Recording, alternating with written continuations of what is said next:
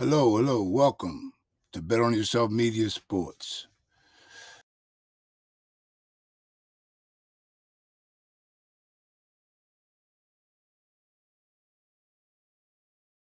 I am your host, Reggie. I'd like to touch on some things today about recap of the Philadelphia Eagles Week 3. As far as from my perspective, um, that's all I got this morning. I'm not going to get into a whole lot. I want to get right to this content. I'm still a little down. Been sick for a little bit. I'm back. I'm feeling a lot better, so get on with this content. First and foremost, I would like to thank all those who have subscribed to my channel. I really do appreciate it. Hit that subscription button, hit the notification bell so you can receive this content once it is produced. I just want to touch on past week 3 game against the Tampa Bay Buccaneers. It wasn't a pretty game. It was an efficient game and was a W. That's where I'm at. I like wins, no matter how they come. I'm not a person that likes to have the fancy, high flying, scoring games. I'm about winning. And that's what I stand for, and that's what we've been doing, and that's what all we need to keep doing. Now, getting to the Pacifics. First area I want to touch on is defense. With the defensive coordinator, Deshae, my assessment on that, he did good. There's a couple of areas that I believe he needs to clean up on, as far as putting the press coverage up there on these guys, like especially down in the third downs. He had the guys back too far. I've seen it on like 2 or 3 different plays. Josh Jobe got beat for a first down, which could have been prevented, I believe, if he would have had Josh Jobe up on press coverage at that time. Now, other than that, our defense played outstanding. Carter, Davis, monstrous up in the middle.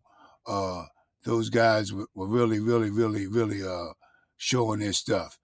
And I'm a firm believer that this Carter addition to the Philadelphia Eagles has made Davis a much better player. The combination of them two together is something to be watched, man. This Carter guy has the ability to be a superstar.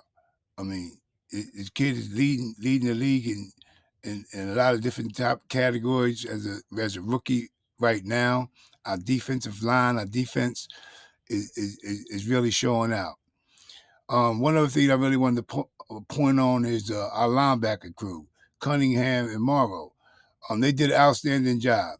They playing very well together, and I think it should be a decision when Dean does come back that he stays on the bench, not as a starter. I mean, I would like to see him play, obviously, but I don't think he should come back and fall right back into that starting position. I think it's something that Deshae and the coaching staff should really look into with some seriousness. The chemistry that our defensive has right now with the Cunningham, the way he plays, he shows up every game. Cunningham shows up every game. Morrow and him both playing together. It looked really well out there last week, and our defense played the best all season that we had so far. The small bits and pieces of the season that y'all seen. So I can't even talk this morning. But anyway, I just wanted to touch on that because I think that it's very important that they keep the chemistry that they have out on the field. Put Dean on special teams or something, and so he can, because he's injury prone. I hate to say it. I hope not. Knock on wood. I hope not. But because he is going to be a great asset to this team in the upcoming future. Um, Josh Sweat, he's playing well. Reddick played well, and a lot of people is all involved with the sacks and want to see the high stacks and him get to. Well, you got to understand these quarterbacks now, these offenses are now getting the ball out in 2 seconds, and the pressure that we're putting on them is good, but the ball's out. So that's why I feel like the defensive backs should have an advantage if we play press coverage um, getting the ball out and having a better chance of defending the ball, intercepting the ball, or making a non-play with the pressure that we're getting up the middle with Davis and Carter and Cox and those guys up there is something beautiful to watch. And I believe with that the edge corners pressing up on these receivers, it'll make a bigger difference as far as the incompletions or interceptions or turnovers. Um, that's my exception. So you let me know what you feel about the Dean situation. Do you believe Dean should come right back and have a starting position once he comes back off of the injury? So I'm not a big favor of it, as you just heard me say. Um, I like Dean. I like him a hell of a lot, but I don't think that he should come back and be thrown right back into the starting role. The other person I want to talk about is Quez. I know the hamstring is a situation where it's an injury. It happens, it happens. So it's just one of those things in sports and football, whatever. It's a situation where it just happens, and there's nothing that could be done about that.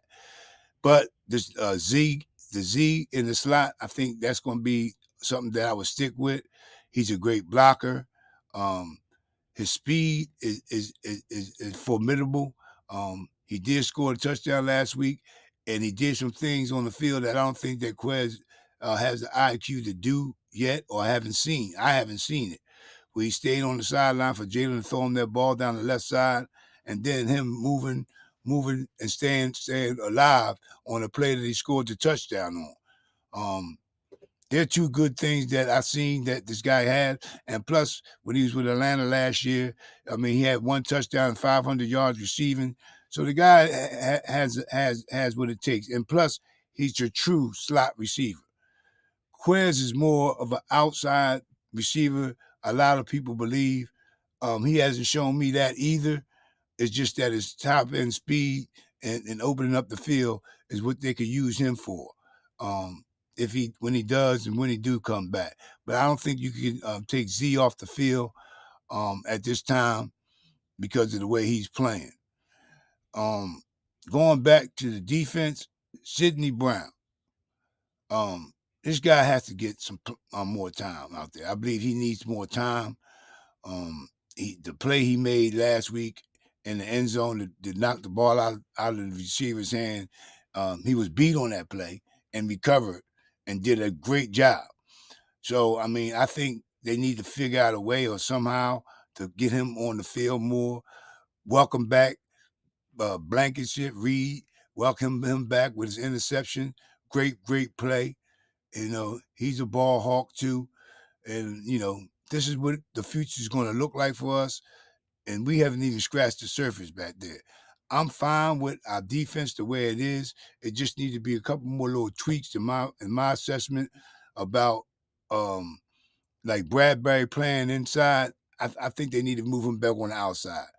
I think he definitely needs to be put back on the outside where he could be more of a threat for us, and just put Job on the inside, or put Job back on the practice squad or something, because he did okay. They went after him.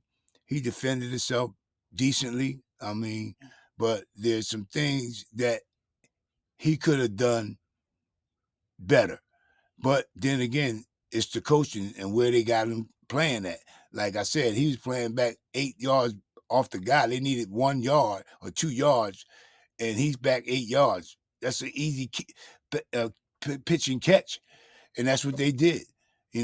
That's what Baker Mayfield did. I mean, come on.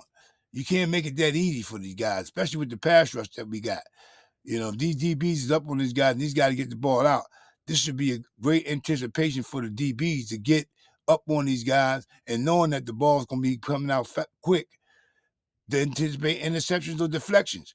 It seemed like it's not rocket science. It's just something that it's just common in football, sport, and I don't know. But anyway, tell me what you think about that decision about Coach Desai, defensive coordinator. Should he get these guys in more press coverage, Let me know down in the comment section what you think about that decision of what coach decides to do on that aspect of the defense. I know I'm going to miss something, but I'm going to skip over here to special teams. Covey did a great job. I mean, this guy, he ran it back, but like a lot of people are very scared of Covey with his situation because of the fact that he is he's a smaller guy, and he he he he he he's just reckless back there. I mean, he scares me, to be honest, when he does receive the ball, but I know he has what it takes to get the job done. He just got to be more eye aware of where he's going at, and don't run into the defenders. Keep yourself available at all times, and he'll be fine. So I like Covey. I like what he done at the special teams, and I'm just ready for a big week for him coming up this week against the Washington team. I think he's going to have a big week with special teams. I seen some things last week that made me feel more and more confident with him out there doing his job. Jalen Hurts. Jalen Hurts is Jalen Hurts. He's him. He does what he does. He takes what the defense gives him. Yeah, he threw 2 picks, but the one pick that he threw down to Devontae Smith, Devontae didn't go after that ball. But not taking nothing away from the defensive player, because that guy made a hell of a defensive play. He made a hell of a defensive play. He did do that. But I think Devontae, he just thought the ball was just gonna fall in his lap, which it usually do. But this kid made a great effort and made a great play. That's what I seen, and that's what I'm stand by. I mean, it was a great play on that defensive player. Excuse me, on that defensive player's part. But I think Smith could have helped Jalen out by at least fighting a little bit more for the ball.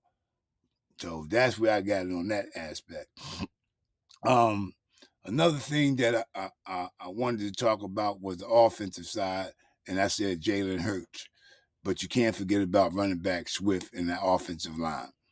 What we brutally abused the defensive line of the Tampa Bay Buccaneers. Our front is outstanding. Swift is having a great so start of the season. And the other thing that irritates me is I can't understand why they haven't used Penny yet. We penniless. We are very penniless. I think this guy should have came down on that. Excuse me, came in on that 4th and 2, and they give the ball to Gainwell. I think that's a situation where you use the bigger back. You use the bigger back, and you let Jalen sneak it. Right at that point, it just didn't make sense for me to see them using Gainwell in that position. And when you got a back sitting over there on the sideline that's fresh, and a big back at that. I mean, I don't know what's going on with Penny, if he's hurt or he's in somebody's doghouse on the staff or what. But I listened to Merrill Reese yesterday talk, and he said that they're going to use him. It's just part of the plan that they have. So I'm going to go with Merrill Reese say. If he says that's what's going on, then I'm going to hold it that word to be true. So with that being said, if you haven't already, please subscribe to the channel. Give me a thumbs up. Give me a like on this content so I can get my algorithm out. I know I said I wanted to try to get up to 500 subscribers by the end of this month. That hasn't happened. I'm not upset, but let's keep pushing forward to get me to at least to 300 by the end of October. I got a birthday coming up, so make that a happy birthday month for me and help me get to at least 300 subscribers by next month in October. With that being said, I am your host, Reggie, from the Bet on Yourself Media Sports. Until next time, y'all know we stay around here. Yep. Be good. Be safe. God bless. Keep the main thing, and have an attitude of gratitude. Tell a friend to tell a friend to tell a friend about Bet on Yourself Media Sports. Subscribe, hit the notification bell, and Barn Strong, come join the team. You know what to do. Peace. Peace. I'm out of here.